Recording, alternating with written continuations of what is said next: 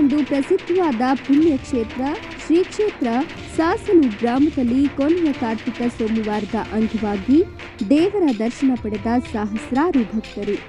ಕೆಆರ್ಪೇಟೆ ತಾಲೂಕಿನ ಸಾಸಲು ಗ್ರಾಮದ ಶ್ರೀ ಸೋಮೇಶ್ವರ ಶ್ರೀ ಶಂಭುಲಿಂಗೇಶ್ವರ ಕುದುರೆ ಮಂಡಮ್ಮ ದೇವಾಲಯದ ಕಾರ್ತಿಕ ಮಾಸದ ಕೊನೆಯ ಸೋಮವಾರದ ವಿಶೇಷ ಪೂಜೆಗೆ ಗ್ರಾಮವಲ್ಲದೆ ಸುತ್ತಮುತ್ತಲ 10 ಹಳ್ಳಿ, ರಾಜ್ಯದ ವಿವಿಧೆಡೆಯಿಂದ ಸಾವಿರಾರು ಭಕ್ತರುಗಳು ಆಗಮಿಸಿ ಇಲ್ಲಿಯ ಕೊಳದಲ್ಲಿ ಸ್ನಾನ ಮಾಡಿ ಭಕ್ತಿಪೂರ್ವಕವಾಗಿ ಸಾವಿರಾರು ಭಕ್ತಾದಿಗಳು ದೇವರ ದರ್ಶನ ಪಡೆದರು.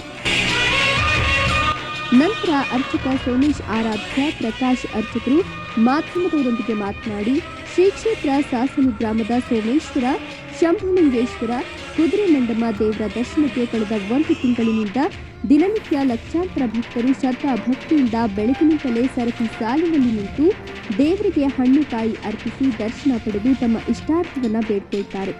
ಇಲ್ಲಿ ನಾಗರವನ ಇದ್ದು ಈ ಕ್ಷೇತ್ರದಲ್ಲಿ ನಂಬಿ ಬಂದ ಭಕ್ತರ ಸಂಕಷ್ಟ ಪರಿಹಾರವಾಗುತ್ತಿದ್ದು ಚರ್ಮ ವ್ಯಾಧಿ ಕಾಯಿಲೆ, ಮಕ್ಕಳಿಲ್ಲದವರಿಗೆ ಮಕ್ಕಳ ಭಾಗ್ಯ ಅಲ್ಲದೆ ಹಾವು ಕಡಿತಗಳು ಗುಣವಾಗುತ್ತೆ ಅಂತ ಲಕ್ಷಾಂತರ ಭಕ್ತರ ನಂಬಿಕೆ ಇದೆ.